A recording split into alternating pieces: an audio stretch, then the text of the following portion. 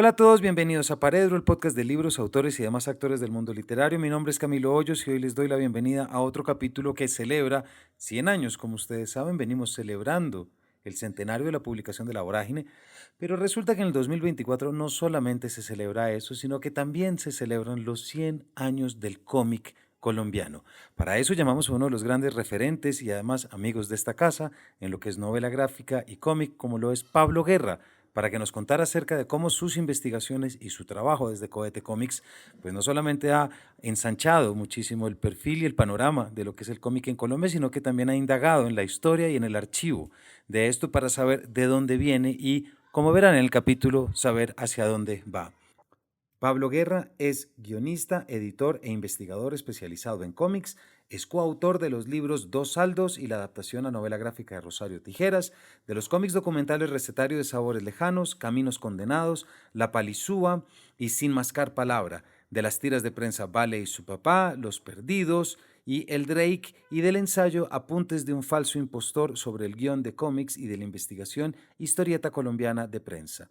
Es editor en jefe del sello Cohete Comics y el líder académico y de estrategia de la iniciativa Año 100 para la conmemoración de los 100 años del cómic colombiano.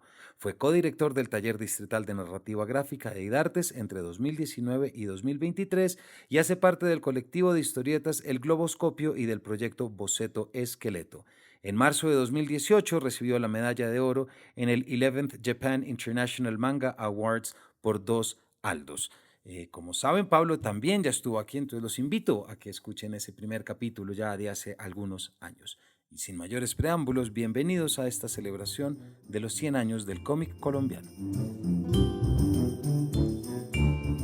Pablo, en primer lugar, bienvenido de nuevo a Paredro. Muchas gracias, Camilo. Chévere volver después de un tiempito y ya después de un acumulado de muchos capítulos de Paredro. Me parece una maravilla.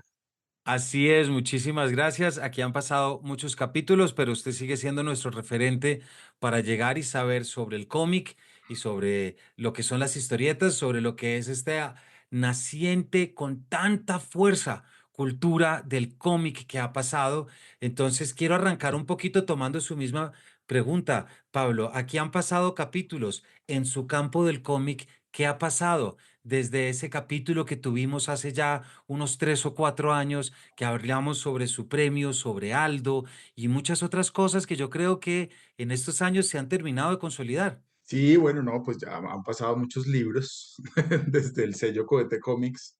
Sí, pues digamos que ahí estaba como hasta ahora arrancando el sello con sus primeros títulos y ya pues el recorrido ha sido bien bonito, sobre todo por poderle abrir la puerta como a autores locales que me parece que son muy importantes, muy interesantes y que, digamos, está esta cosa como de todo el esfuerzo que implica crear una obra de estas y lo difícil que es hacer que esa obra sea leída y que llegue como a lectores que no sean los lectores cercanos.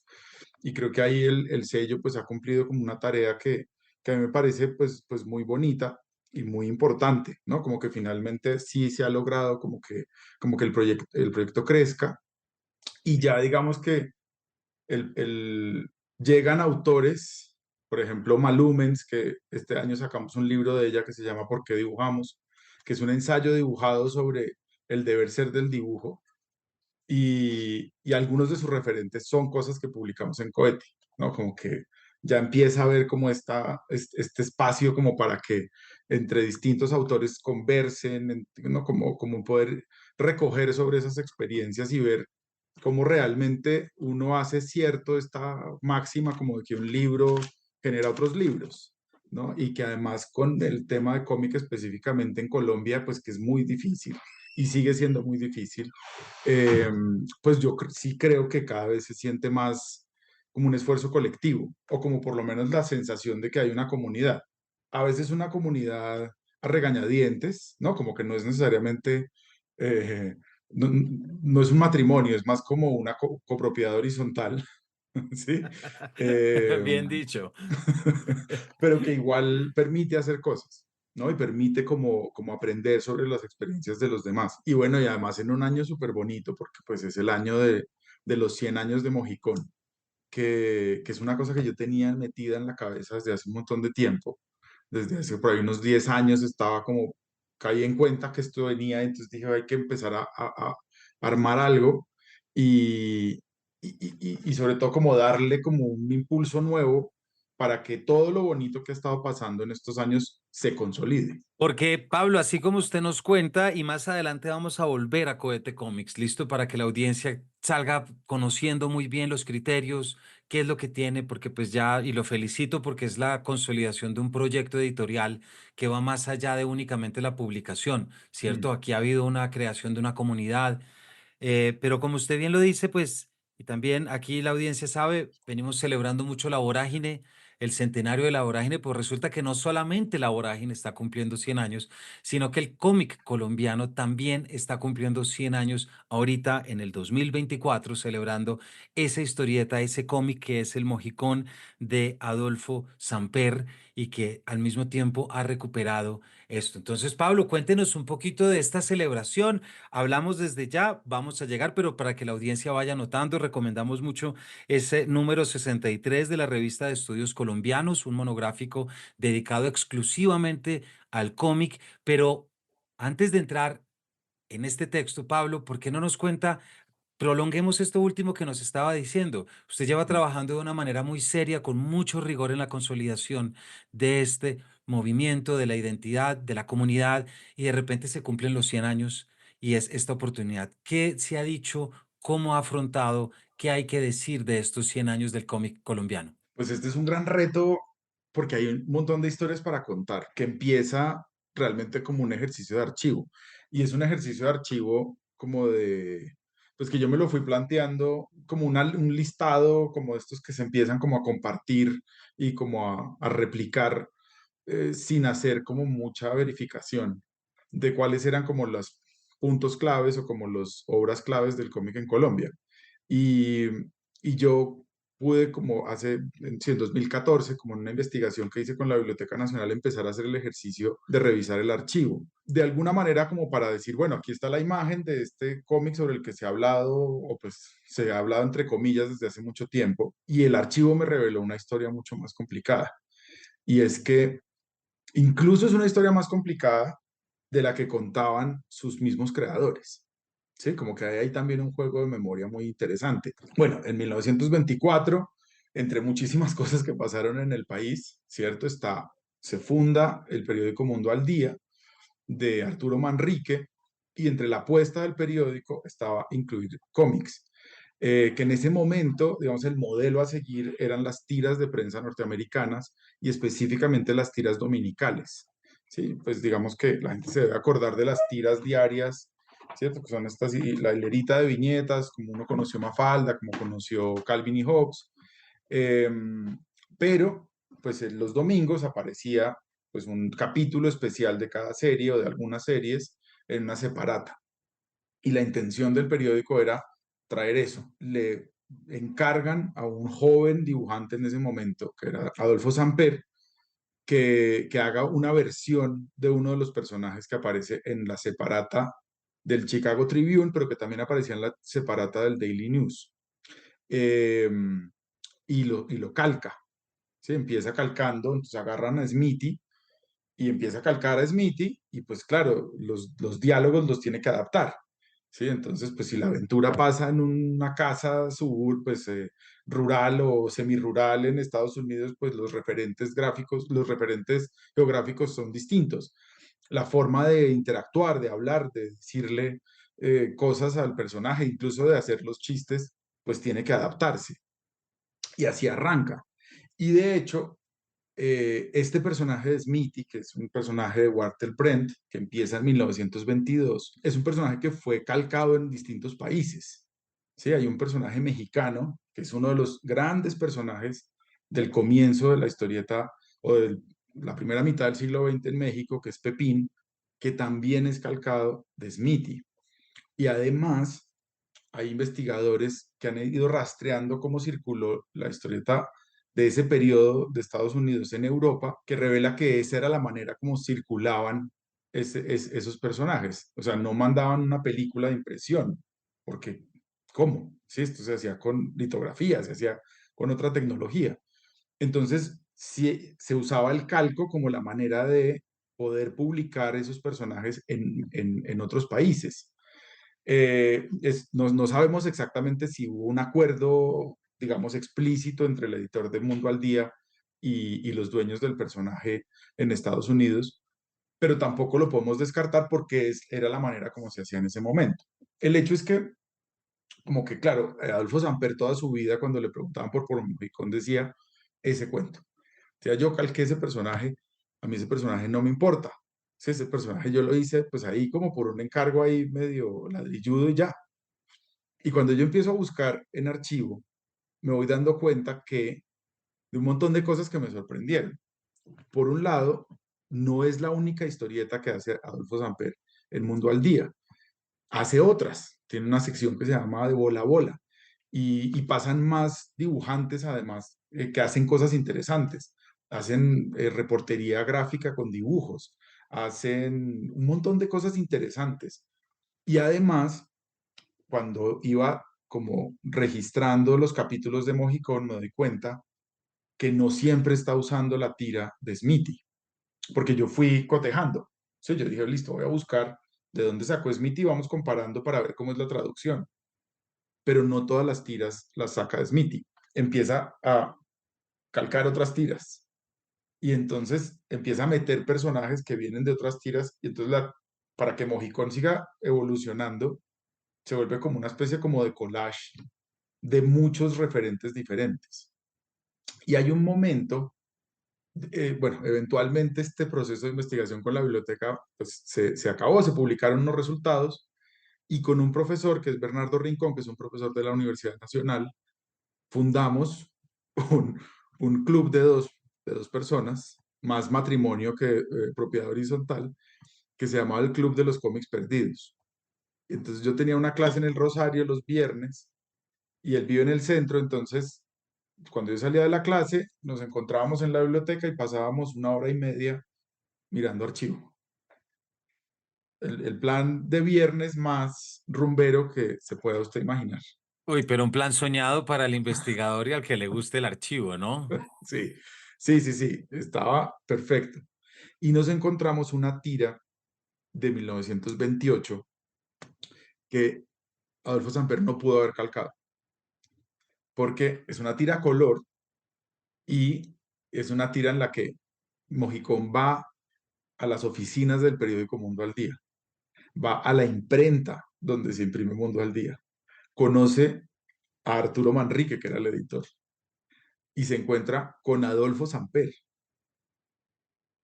¿sí? Entonces aparece Adolfo Samper dibujado, uno lo compara con las fotos de la época, es Adolfo Samper. Es imposible que la haya calcado, ¿sí? O pues si la calcó, estaríamos en el mundo borgiano, ¿sí? O sea, solo, ¿no? Como en el multiverso de Borges podría pasar algo así. Eh, entonces, Adolfo Samper recordaba con mucha menos como amabilidad su trabajo haciendo Mojicón, porque nunca contaba esas cosas, ¿sí? Y claro, ahí ve uno que este proceso de calco, este proceso de traducción, era un proceso de aprendizaje.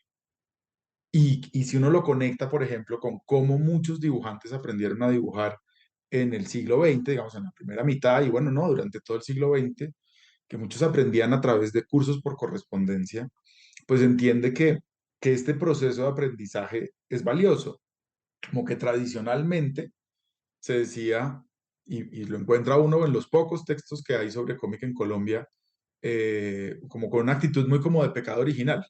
Así como, no, pues aquí empezó calcando, copiando, engañando a la gente, no sé qué, plagio, pero no es un plagio, porque, digamos, no podemos establecer que sea un plagio, pero pues lo cierto es que no hay una intención de engañar al lector. Hay un proceso de aprendizaje en el que quien está creando la tira está aprendiendo a hacerla a medida que sus lectores aprenden a leerla. Y por eso Mojicón es tan importante como en el proceso de investigación, porque hay cómics anteriores, ¿sí? O sea, como que haciendo archivo también me fui encontrando cosas que se publicaron antes y que entran en la categoría de cómic, que igual es una categoría que ha ido cambiando, es una definición que ha ido cambiando. Pero lo que tiene Mojicón de particular es que es un ejercicio de muchos años y es un ejercicio que le trae a la gente y le enseña a la gente como a leer un formato de cómic que ya como que ocupa un lugar en su consumo de la prensa, ¿sí? Como que trae realmente ese formato y con él todas esas convenciones y como esas expectativas de lectura. Lo que pasa antes son intentos, son como que uno no puede llegar como a clasificar realmente cuál era la intención de quienes lo estaban haciendo desde lo formal, ¿sí? Desde los contenidos sí, desde su mensaje sí, pero no desde lo formal. Con Mojicón es innegable esa intención. Entonces, como que parte de la idea ha sido contar esos cuentos, contar esas historias que le aparecen a uno en archivo o que uno también bailando. Yo soy consciente de que hay una parte en la que yo seguramente estoy eh, hilando unas ideas, ¿no? Y viendo en el archivo también, pues lo que uno hace en archivo, que también es conectar y fantasear hasta cierto punto. Pero lo cierto es que sí hay como unos hechos claros, claros. Y, y así arranca el cómic en Colombia. ¿Sí? Arranca como a partir del calco, a partir de la experimentación. Y claro, guarda una cosa que en términos del patrimonio es muy bonita, y es que sí logra capturar el habla de las calles bogotanas. Sí, hay una cosa espectacular en cómo realmente, ¿no? Como porque se permite escribir de una manera que es difícil encontrar en otros textos, ¿no? Porque lo que está tratando de capturar es la oralidad, ¿sí? Le interesa la oralidad y parte de la gracia es esa, ¿sí? Como que el chiste está en el uso de una expresión particular y cómo eso uno lo puede conectar como con los que vienen después, porque entonces, claro, después vienen otros personajes. Adolfo Samper, creo que también eso para él debía ser bien frustrante porque él, digamos, fue caricaturista, fue ilustrador, ¿no? Fue un pintor y tal, pero de su trabajo de historieta, Mojicón es tal vez el menos bueno. Fue el más recordado, todo el mundo le preguntaba de eso, pero es como el que yo creo que es menos logrado. Él hizo en los años 40 un personaje que se llama Don Amacice, que yo, digamos, ese es su personaje, ¿no? Porque es un abogaducho eh, que está en el centro de Bogotá, siempre viendo cómo se acomoda a los intríngulis del poder. ¿Sí? Entonces, en un país que está crispado, ¿no? Que está como en este proceso partidista, ¿cierto? Donde la pertenencia partidista es clave, tenemos a un personaje que está siempre mirando por dónde se cuadra, ¿no? Hay una de las primeras tiras es él escribiendo cartas de felicitación para todos los candidatos a la presidencia, ¿no? Entonces a todos les dice, usted, yo siempre creí en usted, usted, sí, es mi candidato, con usted la esperanza, no sé qué, y son todas las cartas a ver cuál le cuadra. Y que Ay, entonces, Pablo, dale. es increíble. Pero le quiero preguntar una cosa para entender ya este criterio para desarrollar las viñetas y desarrollar el cómic. Y es que yo creo que podría ser importante para la audiencia y para mí que nos ayude a diferenciar algo que es el cómic y la caricatura. O si es lo mismo, Sí. porque claro, tenemos la caricatura de Rendón, históricamente hemos reconocido, la caricatura tiene un principio satírico, de burla, de exageración, y por lo general viene con su perspectiva política, de crítica, etcétera. Desde ahí, ¿cómo se diferencia con el cómic y sobre todo con el cómic naciente? Porque yo, la primera pregunta es, y lo primero que se me viene a la cabeza es, bueno, ¿con qué propósito surge el cómic? Observar, criticar, crear conciencia, diversión, aunque sea calco y aunque sea todo, aunque sea adaptación, pero ¿cuál sería como detrás de de Samperi de lo que hace, como, qué le ha Ujú. dictado a usted la investigación? ¿Qué pone nuevo sobre la mesa y además la mesa a partir de la prensa que antes no existiera y que antes no hubiera? Pues digamos que lo que tiene, digamos, la diferencia, digamos, en términos de vocabulario, es un terreno común. Digamos, la caricatura y el cómic trabajan, digamos, con los mismos insumos. Lo que pasa es que los usan para cosas diferentes. La caricatura tiene, digamos, una función, una intención de repentización coyuntural, ¿cierto? Y muy en función de dar esa mirada política, de hacer esa crítica política. El cómic tiene, digamos, una finalidad más narrativa en ese periodo. Quiere construir un mundo, crear unos personajes que tienen una personalidad particular y en ese sentido se termina volviendo un registro más de la vida cotidiana, ¿sí? Más como de las situaciones de todos los días, del transporte, del acceso al agua, de ir a hacer mercado, de cómo la gente, digamos, pasa su tiempo de descanso. Y digamos que no es una cosa exclusiva de Mojicón, porque antes, cuando uno empieza a mirar las revistas gráficas, encuentra también ese tipo de registros, a veces desde lo humorístico, pero también termina siendo mucho como que entre esas caricaturas políticas muy como a la yugular, también hay la sección para hablar sobre temas de la ciudad, sobre temas de la vida cotidiana, sobre temas de las relaciones humanas. Pero ahí está como la clave de la diferenciación, y es que el cómic termina convirtiéndose como en un lenguaje en sí mismo, ¿sí? Como que sus convenciones y sus elementos lo convierten pues en un lenguaje propiamente dicho. Algunos lo llevan incluso más, pues como a hablar de muchos lenguajes, pero digamos que para la diferenciación puntual tiene que ver con que, claro, se utiliza el mismo insumo, pero la codificación es diferente, pero también los temas terminan siendo muy distintos, ¿sí? Y, y lo que también pasa es que uno lo asumiría como que están separadísimos, pero en la prensa están realmente más juntos de lo que uno cree. Este me parece muy interesante porque me permite seguir con la próxima pregunta, Pablo, y es que ya veíamos como lo que fue la creación de los dibujantes y de los, es decir, la práctica y la consolidación de un estilo, de un criterio. Pero siempre que llega un nuevo registro, un nuevo lenguaje, está el aprendizaje no solamente de quien lo trae, sino de quien lo lee y de cómo reacciona y qué es lo que la audiencia empieza a darse cuenta que le llega a través de este nuevo medio. ¿Cómo fue el aprendizaje lector y cómo fue la reacción de la audiencia frente a estas nuevas creaciones y nuevas producciones? Pues digamos que por lo que se registra, sí tuvo un impacto bien interesante. O sea, como que la gente sí le hizo. Mojicón aparecía los sábados en Mundo al Día. Era, digamos, el equivalente a la edición dominical. El domingo no había periódico. Eh, pero claro, por ejemplo, en esa edición de 1928, que es la celebración de los 4 años de Mundo al Día, las fotos de la gente leyendo o los registros de gente como siguiendo a Mojicón son bien interesantes, como si tuvo como un impacto diferencial, porque además creo que pues le apostó a la idea de que fuera un cómic para niños. Sí, había, claro, revistas infantiles, algunas, ¿no? Como algunos intentos, pero esta sí era como una, digamos, la apuesta era, vamos a hacer esto para los niños. Pues se llama Para los niños Mojicón, era como el título completo de la tira.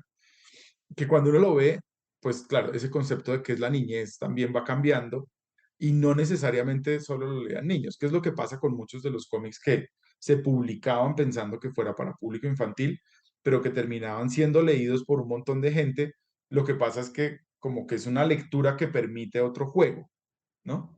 Como que ahí es interesante ver, y sobre todo cuando es pues sí, un solo periódico, como que una sola persona está leyendo lo mismo, pero, pero sí le implica una relación distinta con lo que lee, ¿no? Y entonces ahí se vuelve un espacio para el entretenimiento, se vuelve un espacio como para el autorreconocimiento, como de lo divertido de una vida cotidiana, de encontrarle el chiste a cosas. Y ahí está la idea del retrato del habla bogotana, por ejemplo, que Sí. ya cumple con una función y que me imagino que tendrá también lo paródico, lo burlesco o sencillamente pues la puesta en escena. Para la audiencia, Pablo, sigamos con esa evolución que tiene el cómic porque faltarán años, pero llegarán a que el cómic se desvincula de la prensa y llega ya a revistas especializadas y con un público ya consolidado y con un sector ya, digamos, completamente dirigido.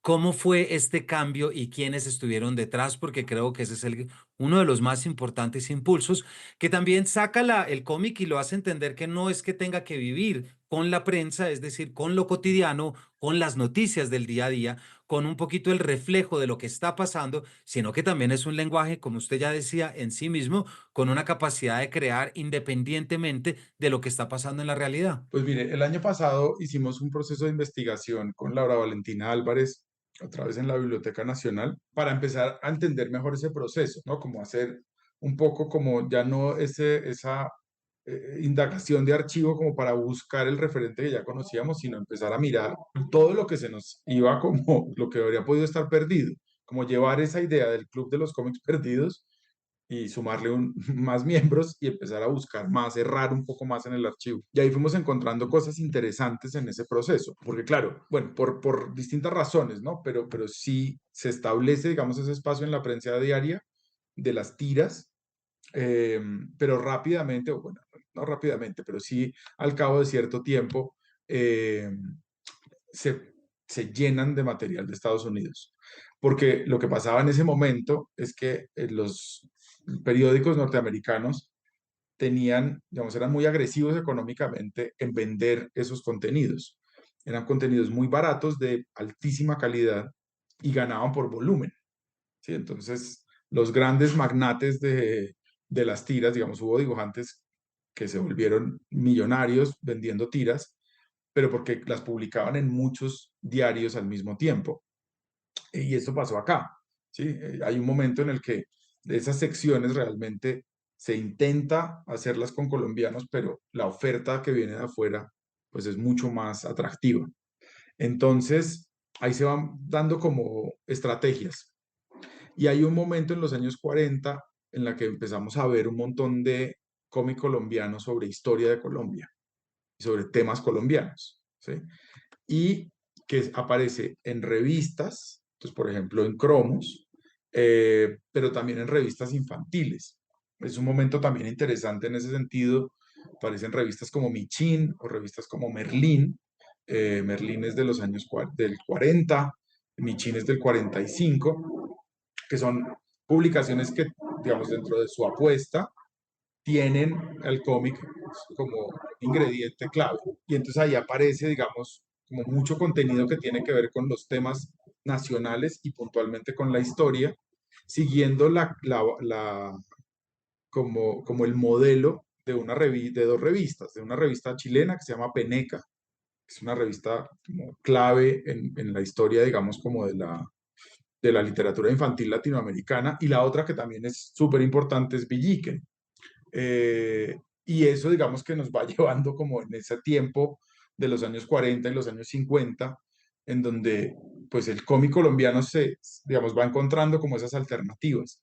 Después, a finales de los años 60, es cuando empiezan a aparecer revistas de cómic de aventuras, ¿sí? Como que ya se vuelve una apuesta, más se vuelve una apuesta independiente. Sí, ahí hay otro momento clave en ese registro o en esa investigación sobre los orígenes del cómic colombiano, que es lo que hemos hecho con Laura, eh, que es 1967, porque en 1967 se organiza la primera muestra de historieta colombiana. No sabemos si es la primera, sabemos que ellos le dijeron, digamos, le pusieron a la muestra primera, pero ahí desde como acto es súper importante porque es la primera vez de lo que hemos podido registrar en la que un conjunto de artistas se denominan a sí mismos historietistas colombianos y además hacen un ejercicio de buscar sus raíces. ¿Sí? Entonces ahí invitan, por ejemplo, a Adolfo Samper. Adolfo Samper hace dibujos nuevos de sus personajes, ¿cierto? Porque pues Mojicón de los 20, Don Amacice, tiene otro que se llama Misia Escopeta, que son de los 40, y él hace versiones nuevas, pero además aparece una nueva camada de creadores, ¿sí? Entre ellos dos creadores súper destacados, que son Carlos Garzón y Jorge Peña, que además ya no tienen personajes, digamos, que tengan que ver con la vida cotidiana, sino que son aventureros. Sí, como que una de las cosas bonitas que nos contaba Jorge Peña, que es quien nos ha contado buena parte de estas historias de los años 60, es que se encontraron, se conocieron. Él vio pues que Carlos Garzón era un tipo increíblemente talentoso pero los personajes de los dos eran personajes con antifaz, eran enmascarados, ¿sí? Entonces tenía, creo que era uno era Maku y el otro era Dago. Pero entonces era como que lo que ellos, porque claro, en ese momento, en sus infancias, ellos habían leído muchos cómics, habían visto mucho cine de aventuras, entonces ya los cómics que querían hacer no eran mojicones, era otra cosa. Y aparece entonces al año siguiente, en el 68, una publicación que se llama Super Historietas, que es pues esa apuesta. Vamos a hacer una publicación de cómic de aventuras que dura 5 números, eh, pero que es genial. O sea, es una cosa, tiene ciencia ficción, aventuras, o sea, es una vaina loquísima. Además es sesentera, ¿no? Entonces los colores, ¿no? Como súper saturados. Y ahí yo creo que se va como digamos, no pasa de la noche a la mañana, pero se van abriendo otras alternativas. Por ejemplo, después, claro, viene Mini Monos de Pepón, que es una revista del 73, que además es una revista bien curiosa porque estaba amarrada a un programa de televisión. ¿Sí? Entonces él tenía como los personajes del programa de televisión y hacía una revista en donde contaba aventuras en cómic de esos personajes, ¿no? Entonces ahí se va abriendo como ese lado de las revistas, que bueno, eso es otro proyecto de investigación pendiente, y es que como terminar de entender la historia de cómo se ha leído el cómic en Colombia, ¿sí? Porque en mi experiencia hay por lo menos una generación de gente, no nosotros, mayores que nosotros, que le dicen a uno, yo aprendí a leer con cómics, ¿sí? En garajes, en lugares donde me alquilaban los cómics. Y esa historia no, tampoco la tenemos, como una parte ahí como de cómo se aprendió a leer en el país en los años 50, en los años 60, en los años 70, que no hemos terminado de contar, porque como que la manera de ver el cómic siempre era muy, como no, pues esto no vale la pena leerlo, esto es un dibujo, No. esto es una lectura de entretenimiento y ya, y en algún momento ya con una crítica más complicada, era que los cómics eran un arma del imperialismo norteamericano, ¿no? Eh, Claro, y me imagino que por influencia, por calco, se entendió como una intromisión. Claro, y entonces estaban pues como estos, no, pues, la lectura crítica de los cómics de Disney, ¿cierto? Que es este libro de para leer al Pato Donald, ¿no? Entonces era una cosa súper mal vista. Entonces, por ejemplo, cuando uno revisa en los diarios de Fals Borda, pues la información que hay sobre los cómics que hicieron desde la Fundación Caribe con Ulianov Chalarca en los años 70, son cómics que se hicieron entre el 72 y el 74, son unos cómics buenísimos porque es la historia de la lucha por la tierra, pero levantada desde cómo los campesinos cuentan esas historias. Una de las razones que señala Falsborda para haber dejado de publicar esas o dejado de hacer esos cómics era que dentro del grupo había un sector que decía pues que esto era un arma del imperialismo, que es absurdo volviendo a lo que estábamos hablando antes, o sea, el cómic no es, no son sus contenidos, es un lenguaje, se puede contar cualquier cosa, o sea, se pueden hacer cómics de imperialismo yanqui y se pueden hacer cómics en contra del imperialismo yanqui o de lo que uno quiera, pero pues ese lenguaje no tiene la culpa, pues, o no, sí.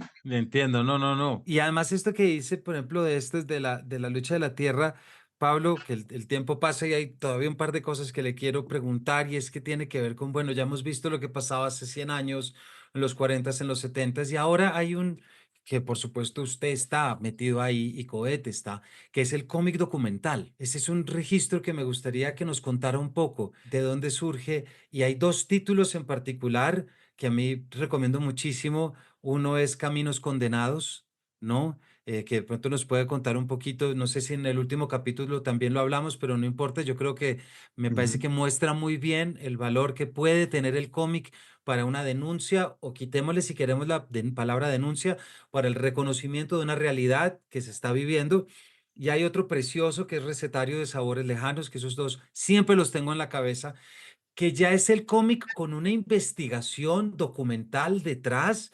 Es casi como, siempre meto a Foster Wallace, pero es como cuando Foster Wallace presenta de tesis, de la tesis de maestría o de doctorado, es una novela, casi que aquí estamos hablando de lo mismo. Un cómic puede ser el producto final de una investigación rigurosa, puntual, porque lo que está usando es un lenguaje distinto para poder expresar sus cosas. Sí, sí, digamos que en el fondo de esta, porque claro, digamos, hay ahora como mucho cómic de no ficción que se está haciendo en Colombia, desde distintas, como desde distintos lados, a veces como con apoyo institucional o desde una estrategia institucional, otras veces desde más como ejercicios autorales o ejercicios colectivos. Pero a mí puntualmente y con los libros de, sí, Caminos y el recetario, en el fondo la idea es pensar en que la producción de conocimiento no esté únicamente amarrada a la palabra escrita.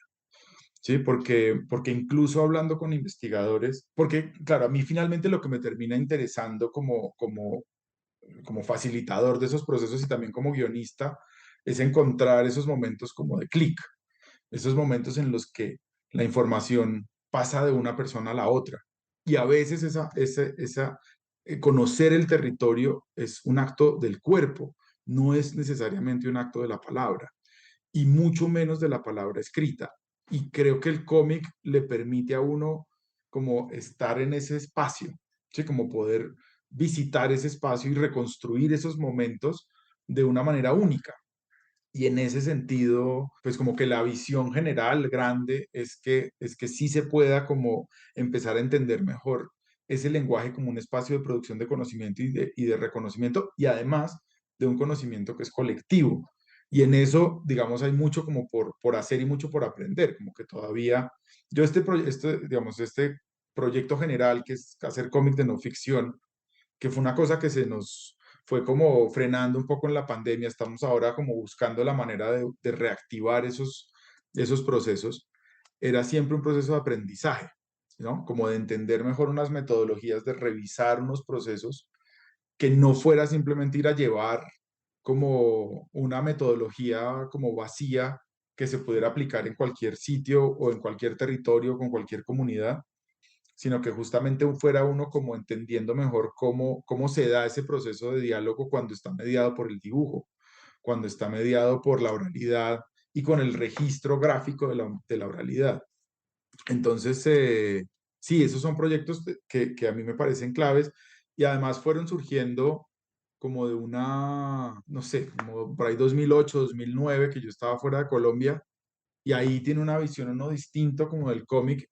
A mí, desde siempre, uno de mis autores faro fue Harvey Picker y, y como que cuando ya me iba a devolver a Colombia dije, pero pues hay que hacer cómics pues mirando el país, ¿sí?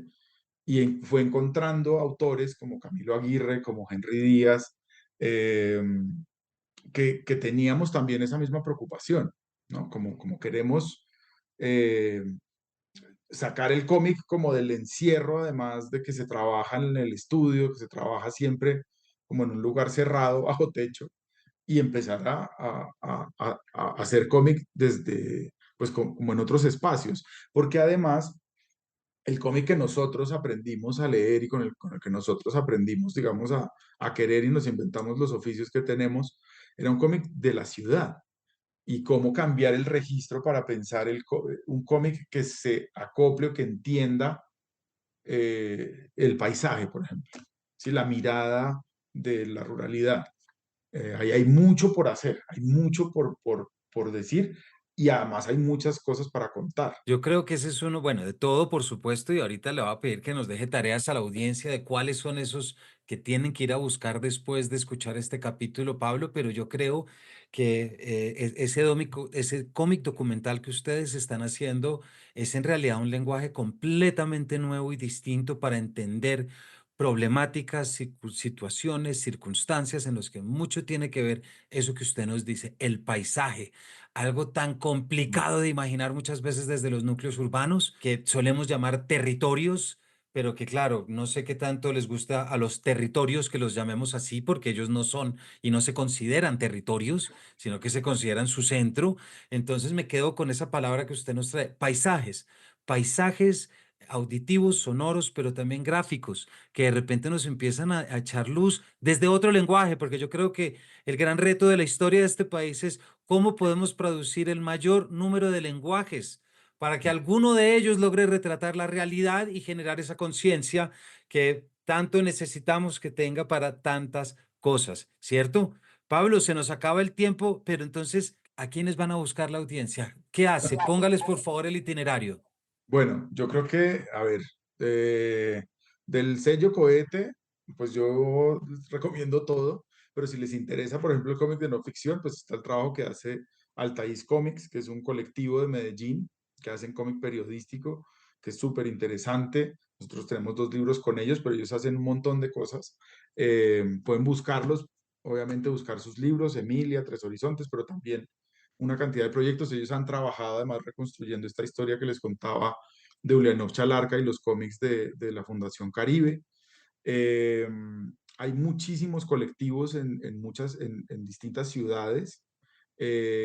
Digamos que a través de la cuenta de Instagram de Año 100, ahí pueden buscar, porque hicimos un ejercicio de que la gente nos enviara versiones de Mojicón, con la idea de que se volviera como un espacio para encontrarse con autores y colectivos nuevos, ¿cierto? Entonces, ahí pueden seguir como una guía para encontrar propuestas que les interesen, que les llamen la atención.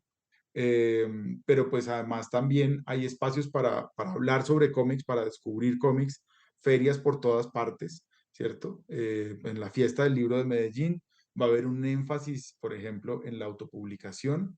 Se va a presentar además una antología especializada en narrativa gráfica con autores de Medellín, todos increíbles, ¿no? Ahí va a estar Yapi, eso va a estar Power Paola, José Olascuaga. Eh, Les recomiendo también, ¿no? Pues son un montón de libros, pero por ejemplo, Liborina de Luis Echavarría es un librazo. Eh, y hay, cada vez hay más, ¿no? El trabajo que hacen en Pereira, por ejemplo, desde la Alianza Francesa, es muy bonito. Hay un montón de gente haciendo cosas. No necesariamente los cómics hay que pensar en que funcionen solo como novelas gráficas. A veces hay que de pronto como buscar y terminar uno encontrando en fanzines cosas que le llaman mucho la atención o en cosas más cortas. Nosotros entre las novedades de este año sacamos un libro que se llama Aguacero, que es un libro de una antología con un colectivo, que es el colectivo Aguacero. Y así hay muchas antologías que yo creo que son interesantes como para ir encontrando cosas que a uno le llamen la atención. Y hay un colectivo específico que me parece interesante que lo busquen, que son los testigos del cómic de Tolima, pues están en Ibagué, pero también en otros municipios de Tolima, que son bien, bien interesantes, son como unos así como ultra creyentes del poder transformador del cómic.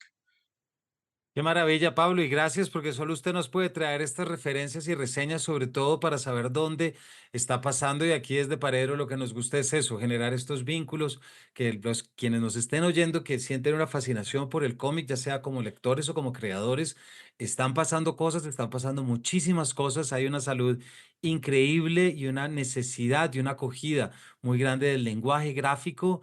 Y por supuesto, Pablo, a usted en el globoscopio, ¿cierto?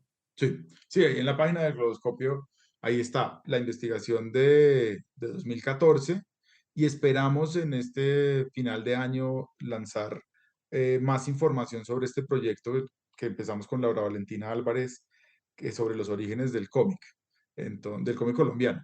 Entonces ahí habrá más noticias.